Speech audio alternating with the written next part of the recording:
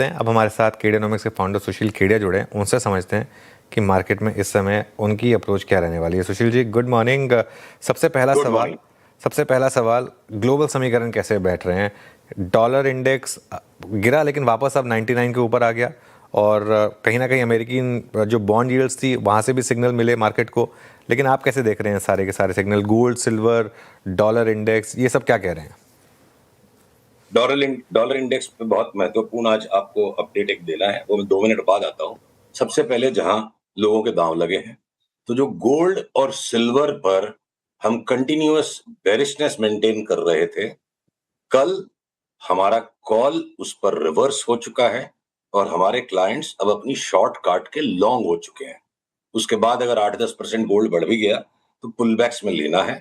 Crude पर जो अपनी बात हुई थी जब $116 के नीचे चलना शुरू हुआ था कि अंतोगत्वा 55 जाएगा, पर पहले 76 जाके वापस 97-98 आए, वो 102 जाके कल क्रूड ने वापस उसके पांव टूट गए और एक शार्प फॉल ट्रंप के स्टेटमेंट के साथ आते के साथ जो क्रूड ने एक रिबाउंड दिया है, हमें अगला पड़ाव क्रूड पे 75-76 दिखता है और वहां से कुछ रिबाउंड अच्छा सा बन के अंतोगत्वा 55 दिखता है। ये क्रूड एक स्कैरसिटी ड्रिवन लॉजिस्टिकल क्राइसिस के कारण बुलिश कॉन्ट्रैक्ट रहा, जो एक भयंकर स्क्वीज मच गई। गोल्ड और सिल्वर जो अपनी अति पहले ही मचा चुके थे इस वॉर के स्टार्ट होने के पहले, और अब हम उसको डॉलर इंडेक्स से जोड़ेंगे। जो गोल्ड या तो सुपर करेंसी की तरह बिहेव करता है जब करेंसी मार्केट्स में लैक ऑफ कॉन्फिडेंस आता है, या सुपर एसेट की तरह बिहेव करता है जब एसेट मार्केट्स के अंदर में लैक ऑफ कॉन्फिडेंस आता है। वो गोल्ड एक्सेसिव स्पेक्युलेटिव बबल पहले ही बना चुका था, इसलिए इस वॉर के दौरान गोल्ड सिल्वर घटते गए और लोगों को आश्चर्य होते गया, क्योंकि वो अति पहले मच गई थी। और उस अति के बाद अब अगर वॉर के कुछ सिकुड़ जाने की, सिमट जाने की, कुछ मीठी बातों की शुरुआत हो रही है और उस वक्त ये विरोधाभास है कि गोल्ड सिल्वर बढ़ रहे हैं, तो देखिए एक टेक्निकल ट्रेडिंग है, स्पेक्यूलेशन है। दो वॉर हो रहे हैं, एक जमीन पर हो रहा है और दूसरा मार्केट्स के अंदर लोगों के माइंड में हो रहा है। कल भी कुछ एलिगेशंस थे, यूएस में इनसाइडर ट्रेडिंग हुई, तो उस पर हम ज्यादा नहीं बात करेंगे, तो बहुत सारी चीजें संसार में संभव है। तो हम सिल्वर पे वापस 90 तक की मूव देख रहे हैं, 50% निचले भाव से, गोल्ड पे 25%, और क्रूड का ये भी हो गया। अब आते हैं आपके डॉलर इंडेक्स पर। देखिए डॉलर इंडेक्स में एक बहुत विचित्र बात इस बार हो रही है। हमने आपसे पिछली बार भी कहा था कि 102-103 जाए बिना 92 हो जाए। कल हमारा कॉल रिवाइज हो गया, इंटरनल नोट सर्कुलेट हो चुका है कि हम अब डॉलर इंडेक्स पर 89 तक की संभावना को देखते हैं। वो एक दिन में थोड़ा घट गया, वापस ऊपर आ गया। तो देखिए डे टू डे चाल अपनी चलेगी। 2.5 से 3 महीने में अगर 10% तक डॉलर लुढ़कता है, तो हर बार क्या होता है, डॉलर जब बाकी करेंसीज के सामने स्ट्रांग होता है, येन और ज्यादा स्ट्रांग हो जाता है, और जब डॉलर कमजोर होता है, येन और ज्यादा कमजोर हो जाता है। येन डॉलर की परछाई की तरह काम करता है, पर इस बार उल्टा हो रहा है। ये डॉलर इंडेक्स की slide will be led by extreme strengthening in the येन। 18 से 20% तक अगर येन डॉलर के सामने मजबूत हो जाए और 15% यूरो के सामने मजबूत हो जाए, और यूरो की 62% वेटेज है, तो देखिए ये येन कैरी ट्रेड अनवाइंड करेगा। और जहां स्पेकुलेटिव एक्सेसेस हैं अभी भी, जो कि कोरिया के मार्केट में है, जापानीज इंडेक्स में है, ताइवान में है, कुछ हद तक एआई के स्टॉक्स में भी है, तो वो स्पेकुलेटिव एक्सेसेस एक तरफ करेक्ट कर सकती है, और दूसरी तरफ गोल्ड सिल्वर का जो गेम है वो ये है कि एक रैली ही हम फोरकास्ट कर रहे हैं वापस 90 तक, कोई बुल मार्केट फोरकास्ट नहीं कर रहे हैं। हमारा कॉल है इवेंचुअली सिल्वर 40 भी जाएगा। तो गोल्ड, सिल्वर, क्रूड, डॉलर और ये येन का जो ट्रेड है, उसके साथ अनुज जो अपना आईएनआर यूएसडी जो अति मचा चुका है। देखिए डॉलर इंडेक्स के साथ साथ ही हमारा रुपी भी चले, जरूरी नहीं है। हमारी एक्सपोर्ट कॉम्पिटिटिवनेस को मेंटेन करने के लिए आरबीआई की एक्टिविटी रुपी की चार्ट को फेज इन फेज आउट कर देती है। तो हो सकता है कि यहाँ से रुपी डॉलर भी हमको 82-83 तक की चाल किसी भी टाइम डेवलप हो सकती है। एक बार हम मरे पड़े हैं, पर एक घूमना चाहिए, यहाँ से अति मची हुई है। तो ये हमारा ग्लोबल समीकरण है, और ग्लोबल इंडिसेस के अंदर 6 से 7% तक की अपस्विंग की जगह अभी भी नैस्डैक एसएनपी में बनी हुई है। फुटसी जो बहुत ज्यादा गिर गया था वो वापस न्यू हाई तक जाए, तो घूम फिर के हो सकता है इंडिया मार्केट आउट परफॉर्म कर जाए। ओके, इंडियन मार्केट अगर आउट परफॉर्म कर जाए, अब आप ये कह रहे हैं, तो क्या इस साल फिर निफ्टी सरप्राइज करके ऑल टाइम हाई भी हिट कर सकता है, आप ये कह रहे हैं फिर? ये तो मैं लगातार मेंटेन कर रहा हूँ कि देखिए सामान्य सी बात है। 27,000 की निफ्टी हो जाना कोई भी असामान्य बात नहीं है। वो मात्र रिट्रेसमेंट होगा। देखिए बहुत कॉम्प्लेक्स करेक्शन हो रहा है हमारे मार्केट में 2000 सितंबर की 24 की टॉप के बाद, जहां बी ग्रुप की धुलाई हो चुकी है, कचुम्बर बन गया उन स्टॉक्स का और बहुत ज्यादा गिर गई है स्मॉल कैप इंडेक्स। तो ना सिर्फ हम निफ्टी के अपने पुराने हाई को रीटेस्ट करने की बात कर रहे हैं, स्मॉल कैप इंडेक्स भी अगर अपने पुराने हाई को रीटेस्ट कर देगी तो 15% की रिटर्न निफ्टी पे है और स्मॉल कैप इंडेक्स 40-45% की रिटर्न दे जाए तो कोई भी आश्चर्यजनक बात नहीं होगी ये। और हो सकता है हम 27,000 जाने के बाद आज के भी इस लेवल पे वापस आए और इस 27,000 को भी देखो अनुज टुकड़े टुकड़े में खेलना है। कल वो ट्रंप की मीठी बातों के साथ एक साथ गिफ्ट निफ्टी 1000 पॉइंट बढ़ गया, आज खाली 300 पॉइंट ऊपर है।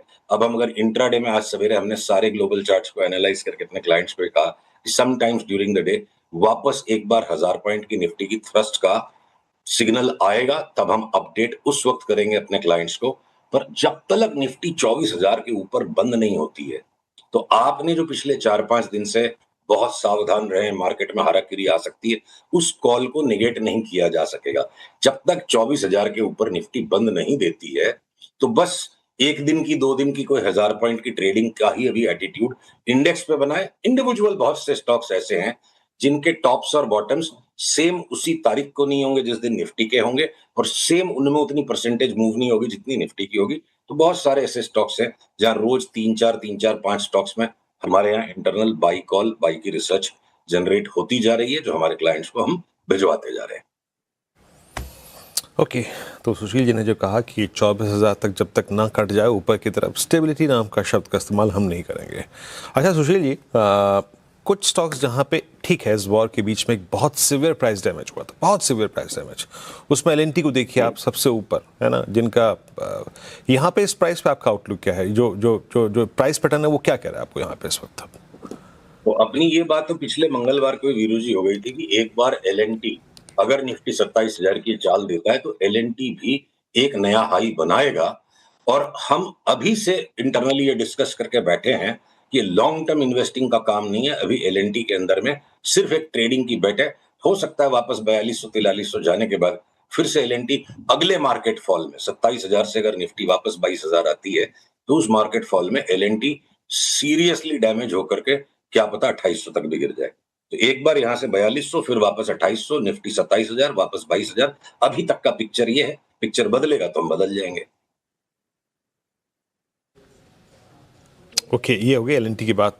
ठीक ऐसा ही एक स्टॉक और रखता हूँ सुशील जी आपके सामने, बहुत वाद विवाद रहा बीते हफ्ते एचडीएफसी बैंक को लेकर, है ना, आपने भी स्टोरी सुनी होगी। इस प्राइस पे आपका आउटलुक क्या बन रहा है? देखिए ऐसा है, हम पिछले साल में 2025 में जब ये लगातार मेंटेन करते गए कि चाहे कुछ भी हो जाए हमें एचडीएफसी बैंक लेनी नहीं है, तो हमारी निंदा नहीं हुई, भर्त्सना हुई। और भाव के पैटर्न्स काफी सारी चीजों को इंडिकेट करते हैं, बड़े फंड्स के एक्शन को, बड़े इन्वेस्टर्स के एक्शन को, कॉर्पोरेट मैनेजमेंट्स को। और आज जब चारों तरफ ये त्राहिमाम मच गई कि एचडीएफसी बैंक तो लेना ही नहीं है, ये गवर्नेंस इशू है, रिस्पॉन्सिबल बिहेवियर है, ये सैचुरेटेड है इसकी ग्रोथ। तो चार्ट्स के ऊपर अगर बैंक निफ्टी में कोई धुआंधार तेजी वापस बन के 62,000 का भाव लौट के आता है तो बैंक निफ्टी 62,000 की यात्रा को पूरी तभी कर पाएगा जब एचडीएफसी बैंक 1050, क्या पता 1100 तक चला जाए। तो 750 के स्टॉक में अगर आपको 1100 तक यानी 40 से 50% तक की चाल जिस एचडीएफसी बैंक को अब सारी लॉजिकल फैकल्टी से लोगों ने कंप्लीटली राइट ऑफ कर दिया, वो कंप्लीटली सरप्राइज कर सकती है। हमारे क्लाइंट्स के पास ये इंटरनली एक extremely strong by and hold call है। और देखिए मैं कोई भी स्टॉक्स पे टिप्पणी तभी करता हूं जब हम पहले उस पर गहरी रिसर्च कर चुके हैं और इंटरनली हमने अपने क्लाइंट्स को पहले बता दिया। तो ये आपके दर्शकों के लिए बहुत जरूरी है कि अपने अपने एडवाइजर से खुद के लिए वो चीज सूटेबल है कि नहीं उसको डिस्कस करके ही एक्शन ले। बात बहुत ज़रूरी है और ये डिस्क्लेमर भी स्क्रीन पर रख देते हैं कि जो भी स्टॉक्स इस प्लेटफॉर्म पर डिस्कस हो रहे हैं सुशील कीड़ा जी की तरफ से, वो अगर आप ट्रेड ले रहे हैं तो ये समझिए कि उनके क्लाइंट्स की इसमें ऑलरेडी पोजीशन हो सकती है, ये चीज़ समझनी आपके लिए ज़रूरी है। सुशील जी, तो फिर कोई और स्टॉक्स इस समय आपके रेडार पर आ रहे हैं या अभी थोड़ा सा समय देंगे मार्केट की स्टेबिलिटी का, या फिर स्टॉक्स हैं आपकी फायरिंग लिस्ट में? देखिए, इस पैंडेमोनियम के अंदर एक तरफ पूरा बाजार खराब लग रहा है, पूरी दुनिया खराब लग रही है, और वो एआई को लेकर के लोगों ने थोड़ा सा मुझे इस बात को रोचक तरीके से रखने की आप अनुमति देंगे। एआई आ जाएगा तो मतलब टीसीएस के पास कोई काम नहीं बचेगा। टीसीएस फिर पान की दुकानें खोलेगा, और एआई के एप्लीकेशंस को बनाना और संसार को एआई की सुविधाओं से लैस करने का काम पान वाले करेंगे। इस लेवल की इर्रेशनल थिंकिंग चल रही है।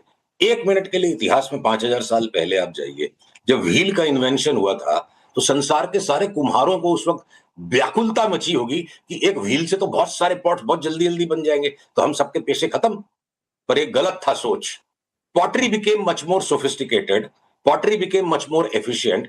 दुनिया भर के तरह-तरह के नए मिट्टी के और सामान बनने लग गए, और बड़ी संख्या में बनने लग गए, और लोगों को उपलब्ध होने लग गए।